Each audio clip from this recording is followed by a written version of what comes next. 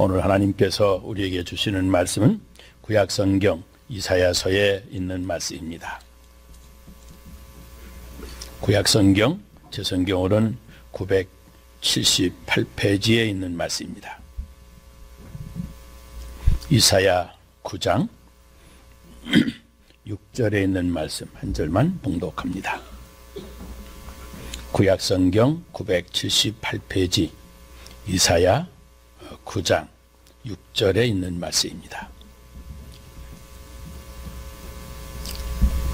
이는 한 아기가 우리에게 낳고 한 아들을 우리에게 주신 바 되었는데 그의 어깨에는 정사를 메었고 그의 이름은 기묘자라 모사라 전능하신 하나님이라 영존하시는 아버지라 평강의 왕이라 할 것임이니라.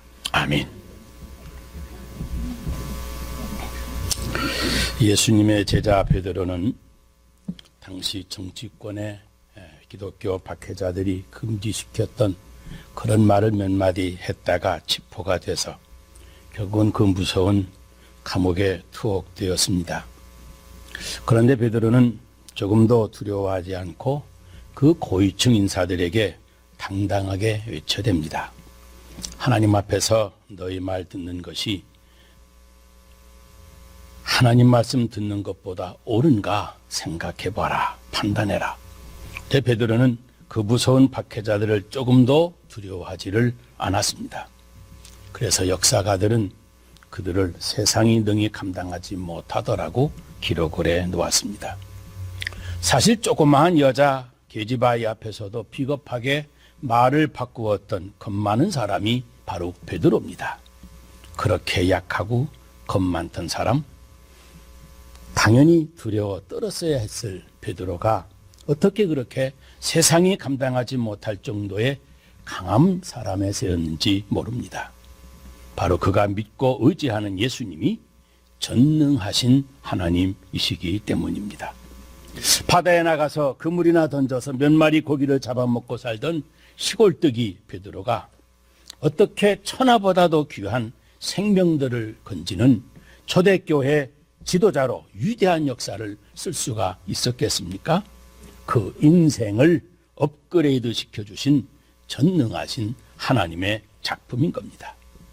여러분, 예수님은 바로 인간의 육신을 입고 오신 전능하신 하나님이십니다. 베드로는 전능하신 하나님이신 그분을 믿고 의지했기 때문에 자기의 인생을 당당하게 강함의 사람답게 살 수 있었습니다. 그런데 예수님을 믿어 업그레이드된 인생을 산 사람은 사실 베드로 한 사람만이 아닙니다. 예수를 만나 그를 진실하게 믿은 모든 사람들은 믿는 자에게는 능치 못함이 없다고 선언할 수 있는 그런 능력의 사람으로 거친 죄악 세상에 앞서서 맞서도 무너지지 아니하는 강함의 사람으로 말하자면 타고난 인생보다도 훨씬 더 업그레이드된 인생을 살게 된 것입니다. 그런데 오늘 본문 말씀을 보면 선지자 이사야가 자기보다 800여 년 뒤에 태어나게 될 예수님에 대해서 예언하면서 바로 이렇게 예언을 선언합니다. 한 아들을 우리에게 주어진 바 되었는데 그분의 어깨에는 정사를 메었다고 하면서 그분의 이름을 기묘자라 모사라 그랬는데 아주 직설적인 표현으로 전능하신 하나님이라 그랬습니다.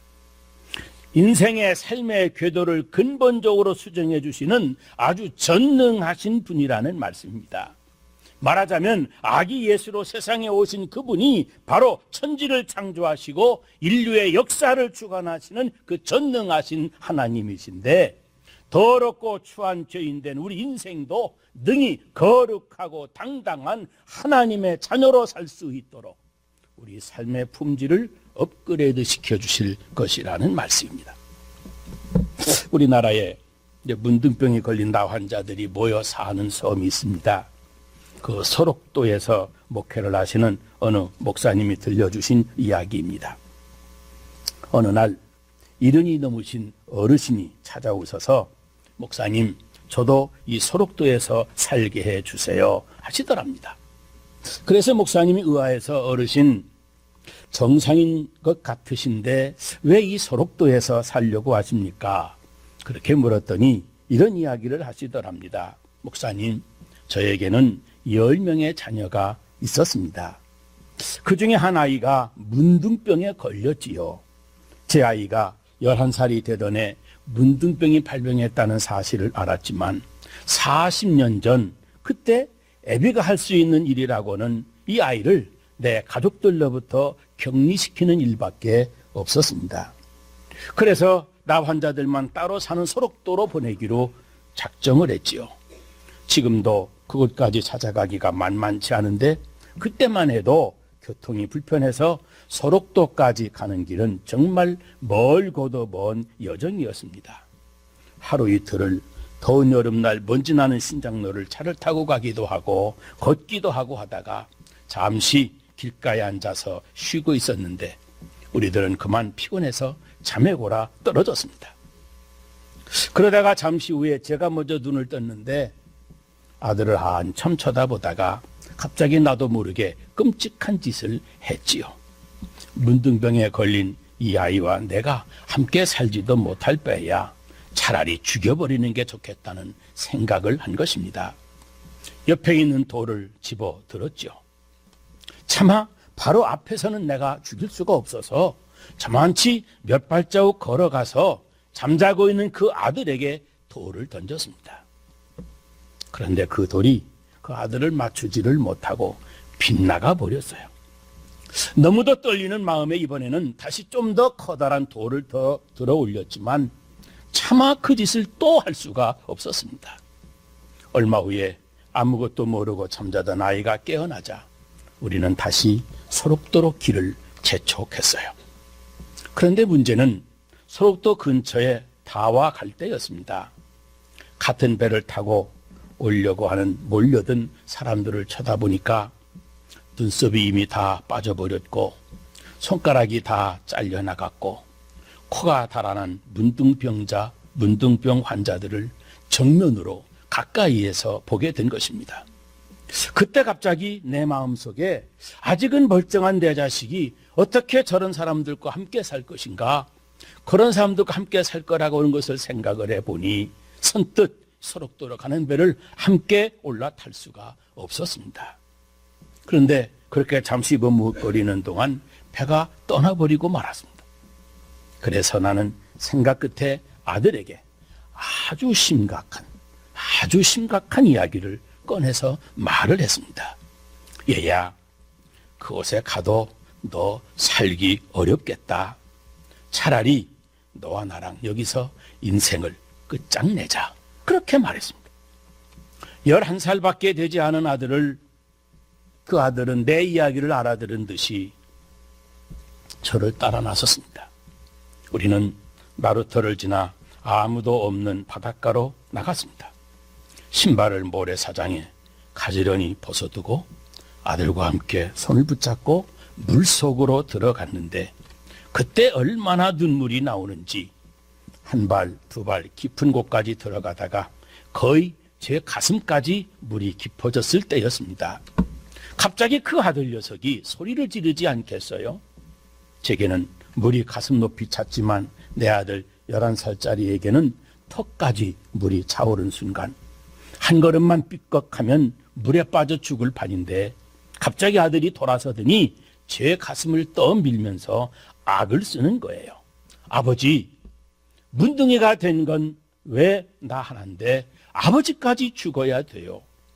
형이나 누나들 9명이 다 아버지만 믿고 사는데 아버지 죽으면 누나와 형들이 어떻게 살겠어요?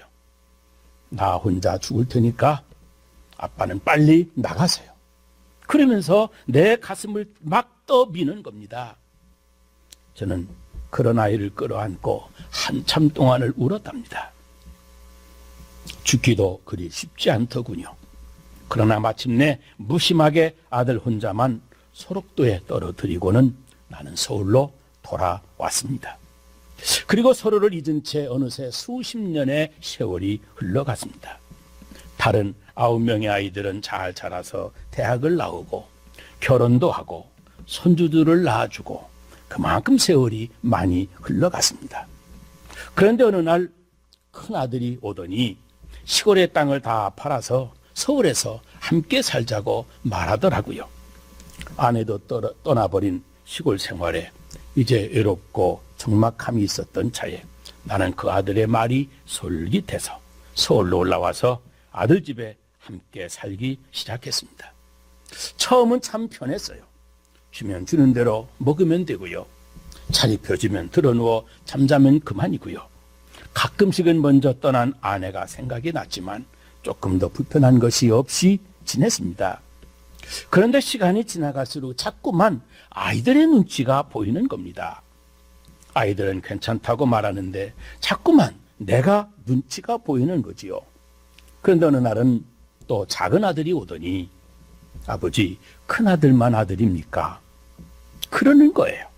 그래서 그날로 말없이 집을 꾸렸지요. 그런데 그 뒤로도 사정은 똑같았습니다. 아이들은 다들 괜찮다고 하는데 어느 자식 집에 가 있든지 똑같았습니다. 두 번째, 세 번째, 넷째 딸, 다섯째 아들 집으로 다 가보았지만 다를 바가 없었어요. 생각하다가 결국은 홀로 살던 시골집에 다시 돌아와서 지내게 되었습니다. 그런데 바로 그때 문득 40년 전에 헤어진 그 아들 생각이 나는 거예요.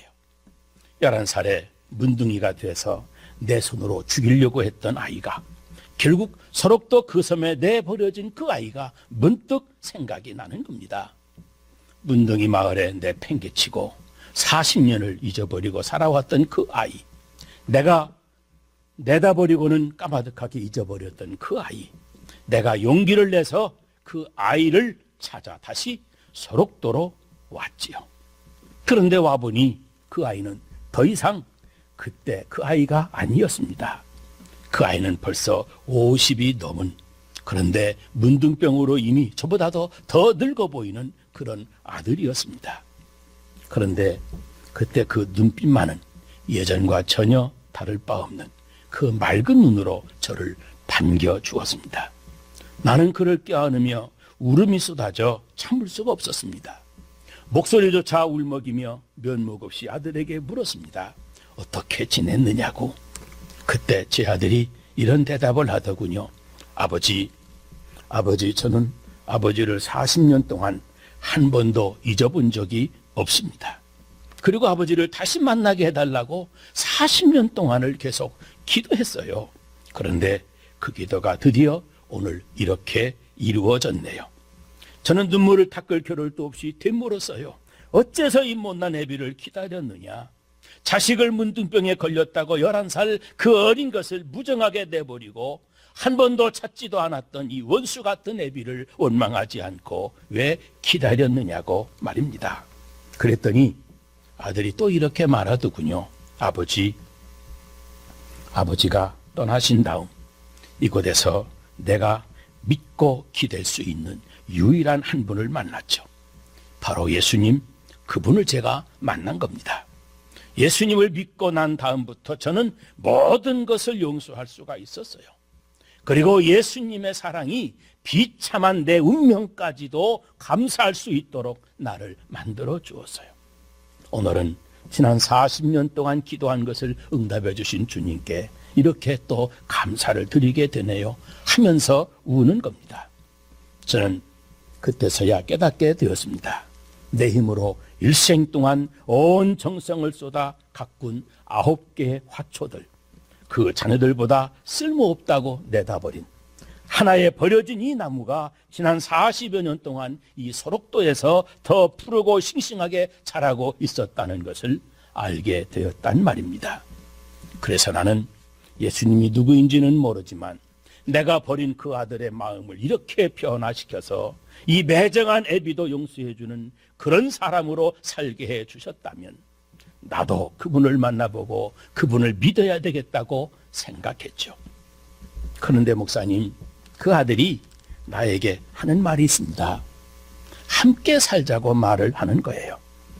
저는 그 말이 이 늙은 애비에게 인사로 하는 그저 빈말이라고 생각을 했는데 그 아이의 부인과 자녀들의 얼굴을 바라보는 순간 그들의 마음이 거짓이 아니라고 하는 것을, 절대 빈말이 아니라 진실이라고 하는 것을 확실히 알았죠.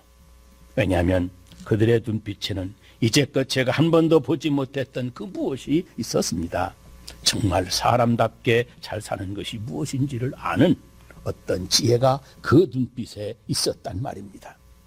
이제 그 아이에게 잃어버린 40년을, 아니 잘못 살아온 내 인생의 40년을 이제라도 애비로서 보상해 주어야 될 것 같아요. 그러니 목사님, 이제 저를 제발 이 소록도에서 예수 믿고 살게 해주세요. 여러분, 이 소록도에서 목회하셨던 목사님이 들려주신 가슴 뭉클한 실화입니다. 우리 아비의 마음을 다 알지 않습니까? 마음을 모질게 아주 독하게 먹고 문둥이촌 저 소록도에 내다버린, 아버지에게도 버림받은 그 11살밖에 되지 않은 어린 아들이 일생을 의지하고 그 인생을 기대고 살아올 수 있었던 그 한 분, 그래서 유일하게 그 아이의 인생에 능력이 되셨던 분, 그분이 바로 예수님이었다는 사실입니다. 그 아들은 예수님 때문에 자기를 내다버린 아버지까지 용서하게 되었고, 그런 아버지를 보고 싶어서 만나게 해달라고 기도까지 했다는 겁니다. 그리고 예수님이 그런 기도도 응답해 주셔서 아버지를 만나게 되었다고 예수님을 그렇게 고마워하더라는 겁니다. 여러분, 오늘 성경은 말씀합니다. 한 아들을 우리에게 주신 바 되어 한 아이가 우리에게 태어났는데 그 아이가 바로 전능하신 하나님이라는 겁니다. 그래서 이 예수를 구주로 믿고 살면 그 인생이 달라지고 그의 삶의 품질이 달라지는데, 인생의 모든 어려움을 이길 뿐만 아니라 내 삶 속에서 불가능했던 것들이 가능해지고, 내 주변에서 내 인생을 망가뜨리고 무너뜨린 인생의 원수라도 그라도 사랑하고 기도해 줄 수 있는 능력의 사람으로 변화시켜 주시는 겁니다. 원망하고 저주해도 시원치 않을 내 인생인데 정말 비참한 내 운명까지도 감사하면서 살 수 있는 풍성한 퀄리티 인생이 되어진다고 하는 사실입니다. 보세요. 예수 믿기 때문에 불우한 환경 속에서도 행복하게 사는 사람이 있습니다. 예수 믿기 때문에 원수도 사랑하며 살아가는 사람이 있습니다. 예수님을 의지하고 예수님께 그 인생을 기대고 살기 때문에 모든 것을 감사할 수 있다고 선언하면서 인생의 강함의 사람으로 살아가는 사람들이 얼마나 많은지 모릅니다.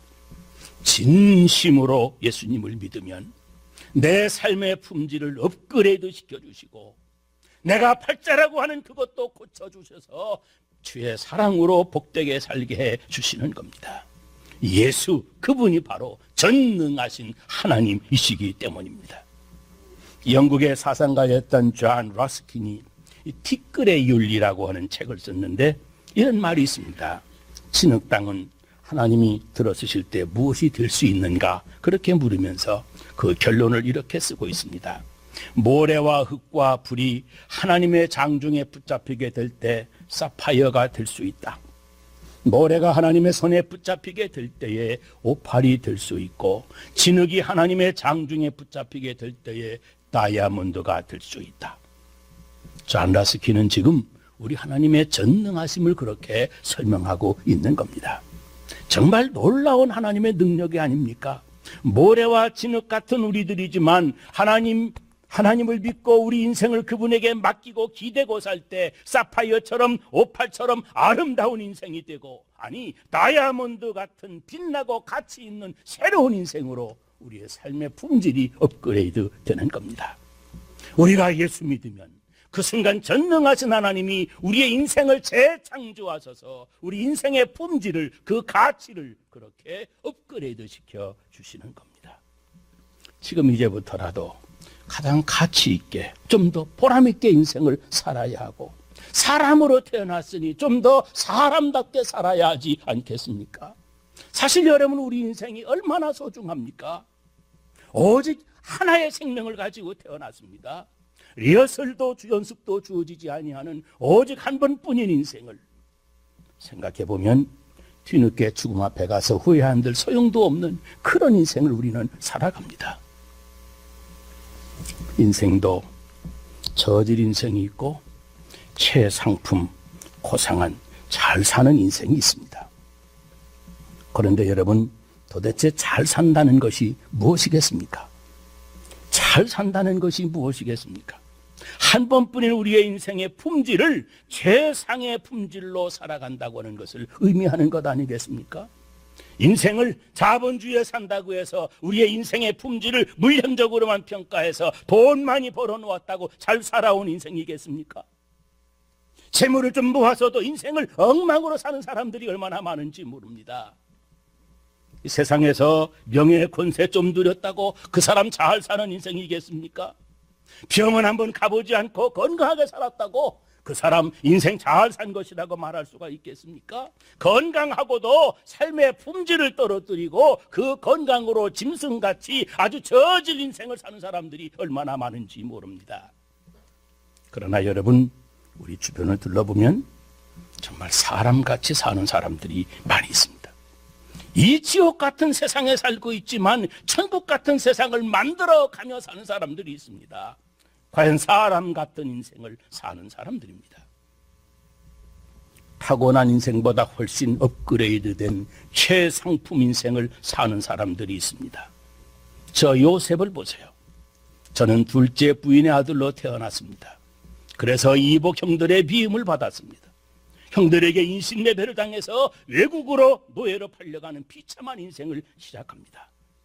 그러나 하나님을 믿는 그 신앙 하나 때문에 그 신앙 하나로 정말 굳세게 정도를 걸어가며 사는 퀄리티 인생이 되었습니다. 보세요.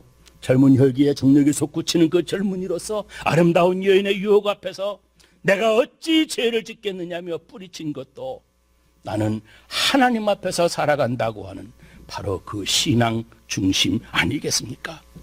억울하게 누명을 쓰고 감옥에서 내동댕이 쳐진 죄수의 신분에서 이제 한 나라의 최고의 통치자에게 나라의 풍년과 흉년을 만나게 될 때 어떻게 다스려야 할지를 가르쳐주는 왕의 전속 자문위원으로, 아니 외국에 인신매매로 팔려왔던 죄수가 하루아침에 그 나라의 국무총리로 상상도 못할 정도로 신분 상승이 이루어진 것도 바로 전능하신 하나님의 작품 아니겠습니까? 전능하신 하나님이 요셉의 믿음을 귀하게 보시고 그 삶의 기도를 바꾸어 주신 것입니다. 믿음으로 사는 사람의 삶의 기도를 정말로 드라마틱하게 수정해 주시는 분, 그 전능하신 하나님이 바로 우리를 찾아오신 성탄절이기에 이 온 세상이 반갑게 맞이하는 메리 크리스마스인 겁니다. 여러분, 모세도 마찬가지입니다. 이 바로의 폭정 때문에 그 어머니가 갈대 상자에 담아서 나일 강변에 버려진 인생 아니겠습니까? 버려진 인생입니다. 비참한 인생입니다. 그런데 어쩌면 바로 거기 그 지점에 그 바로 왕의 딸을, 그것도 바로 그 시간에 정확하게 보내셔서 강물에 떠내려가는 갈대 상자를 보게 하시고 그걸 건져내서 그만 자기 아들을 삼아서 궁중에서 키우게 하셨는지, 여러분, 그것이 우연하게 된 것이라고 할 수 있습니까? 인생을 업그레이드 시키시는 하나님의 솜씨는 정말 전능하시다고 찬양할 수밖에 없습니다. 우리가 그 능력을 다 찬양할 수가 없습니다. 알고 보면 우리 모두가 다 한 번뿐인 인생을 살아가는데 전능하신 하나님 예수님을 만나서 잘 믿는다고 하는 것, 업그레이드 된 인생을 살게 되는 뜻밖의 축복입니다. 티끌같이 보잘것없는 사람으로 태어났는데 다이아몬드 보석같이 아름다운 인생을 걸어가는 사람들, 자세히 알고 보면 육신을 입고 세상에 오신 이 전능하신 하나님을 잘 믿는 사람들입니다. 그래서 타고난 인생의 차원을 훨씬 더 업그레이드해서 인생을 살아가는 겁니다. 세상 모르고 방탕하던 우리들이 이렇게 거룩한 하나님 앞에 나와서 내 인생의 품질까지 생각하면서 업그레이드된 인생을 살아가게 된 것, 사실은 우리가 믿는 예수님이 바로 그 전능하신 하나님이시기 때문입니다. 누구라도 예수님을 진심으로 믿고 자기의 삶 속에 예수님을 진심으로 믿고 의지하고 살면 내가 지닌 데 능력을 초월한 차원이 다른 인생을 살아갈 수 있도록 내 삶의 궤도를 수정해 주시는 겁니다. 이것이 또한 예수 믿고 받는 축복입니다. 여러분, 왜 성탄절 예수님의 탄생을 메리 크리스마스 하며 기뻐합니까? 다른 것 아닙니다. 불행한 여건에서도 우리를 행복한 사람이 되게 해주시고 이 서글픈 세상에서도 항상 기뻐하는 사람으로 살게 해주시고 외로운 세상에서도 우리를 서로 사랑하며 살게 해주시려고 전능한 하나님이 이 세상에 어린아기 육신을 입으시고 이 땅에 태어나신 것입니다. 금년에도 이 성탄절을 맞이해서 전능하신 하나님, 육신을 입고 오신 예수님이 여러분의 인생길을 찾아가셔서 지금 어느 구석, 어느 환경, 어느 처지에 있는지 모르지만 오직 한 번뿐 여러분의 인생을 또 한 번 변화시켜 주시고 바꾸어 주시고 업그레이드 시켜 주시기를 주의 이름으로 축원합니다. 기도하겠습니다.